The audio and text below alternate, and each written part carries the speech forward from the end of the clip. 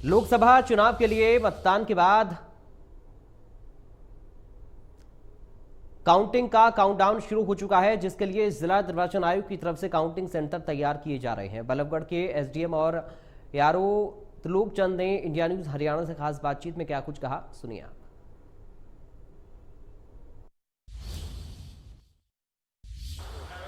लोकसभा चुनाव में मतदान के बाद अब काउंटिंग का काउंटडाउन शुरू हो चुका है और उसके लिए निर्वाचन आयोग की तरफ से तमाम तरह की तैयारी भी की जा रही है। फिलहाल हम बल्लभगढ़ विधानसभा के काउंटिंग सेंटर पर हैं। आपको पहले तस्वीर हम दिखा देते हैं कि किस तरह से ये काउंटिंग सेंटर को तैयार किया जा रहा है। बाकायदा जाली लगाई गई है और जाली के पीछे भी टेबल लगाई गई है, लेकिन इसके साथ साथ में अंदर भी टेबल दिखाई आपको दे रही होंगी। अगर मैं दूसरे तरफ की तस्वीर दिखाऊं तो पूरे हॉल में इसी तरह की व्यवस्था की गई है। और आप साफ तौर से चूंकि 4 जून को काउंटिंग सुबह 7 बजे से शुरू हो जाएगी, उससे पहले ये तमाम जो कोशिशें हैं जिला निर्वाचन आयोग की तरफ से की जा रही हैं। हमारे साथ में बल्लभगढ़ के एआरओ हैं और एसडीएम भी हैं त्रिलोक चंद जी, उनसे बात कर लेते हैं आखिर किस तरह से ये काउंटिंग होगी, तैयारी किस तरह की है सर।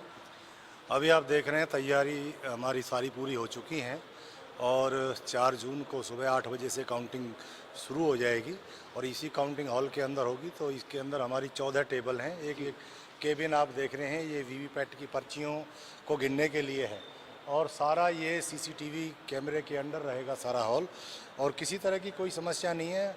तो यहाँ पे सारे अरेंजमेंट हमने पूरे कर लिए हैं। अगर एजेंट जो होंगे, काउंटिंग एजेंट प्रत्याशियों की तरफ से, वो कहाँ बैठेंगे सर? ये आप पीछे जाली देख रहे हैं, जाली के पीछे हमने बेंचेस लगा दी हैं, तो ये सब लोग यहीं से ही एंटर करेंगे सामने वाले गेट से और इसी में बैठेंगे।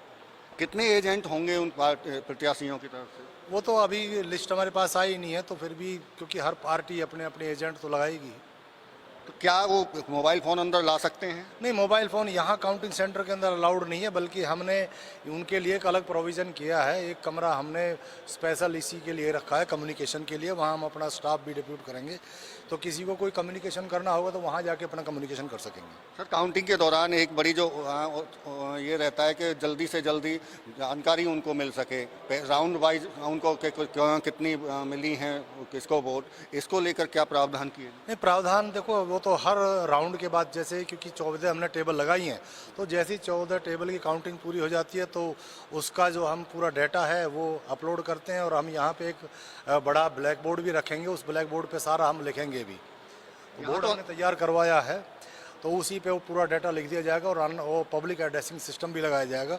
बाकायदा बताया जाएगा कि पहले राउंड में किस प्रत्याशी को कितने कितने मत प्राप्त हुए हैं। तो क्या ऐसा कोई माइक सिस्टम या एलईडी स्क्रीन कोई बाहर काउंटिंग सेंटर के जहां लोग देख सकें? देखिए, दिन में धूप बहुत ज़्यादा रहेगी तो एलईडी स्क्रीन लगाने से कोई ज़्यादा फायदा तो नहीं होगा, तो पब्लिक एड्रेसिंग सिस्टम हम लगाएंगे, उसी से सारी जानकारी दे दी जाएगी।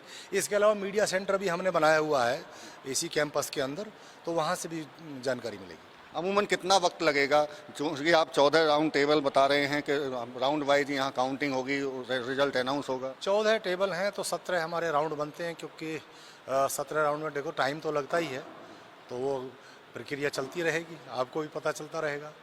बिल्कुल, ये थे हमारे साथ में बल्लभगढ़ के एआरओ और एसडीएम त्रिलोक चंद, जो बता रही हैं कि किस तरह से यहाँ काउंटिंग का प्रावधान होगा। आप साफ तौर से एक्सक्लूसिव तस्वीरें इंडिया न्यूज़ हरियाणा पर देख रहे हैं कि यहाँ देखिए बाकायदा जाली लगाई गई हैं और जाली के पीछे जितने भी जो एजेंट बैठेंगे प्रत्याशियों के, उनके लिए व्यवस्था की गई है। दूसरी तरफ अगर मैं तस्वीर दिखाऊँ तो देखिए ये बाकायदा एक अलग से केबिन बनाया गया है, जालीदार ये केबिन है जिसमें वीवीपैट मशीन होगी और अगर किसी को किसी तरह की शंका होगी तो इसीलिए इसको कवर भी नहीं किया गया है। इसके अलावा हम एक तस्वीर में दिखाऊं आपको, तो यहाँ जो ये बाहर का जो गेट है, यहीं से एजेंट अंदर एंट्री करेंगे और इधर से ही ये तमाम जो एजेंट हैं टेबल वाइज वो बैठते रहेंगे और यहाँ दूसरी तरफ अधिकारियों की तरफ से जो अनाउंसमेंट होगी राउंड वाइज, वो राउंड वाइज अनाउंसमेंट यहाँ से माइक के द्वारा और एक बड़ा ब्लैक बोर्ड लगाया जाएगा। बोर्ड पे हर राउंड की जो तस्वीर होगी या रिजल्ट होगा उसको दिखाया जाएगा। इसके साथ क्योंकि निगरानी पूरी तरह से इसकी की जा रही है, मैं तस्वीरों में दिखाऊं तो आपको यहाँ सीसीटीवी कैमरे भी इंस्टॉल किए गए हैं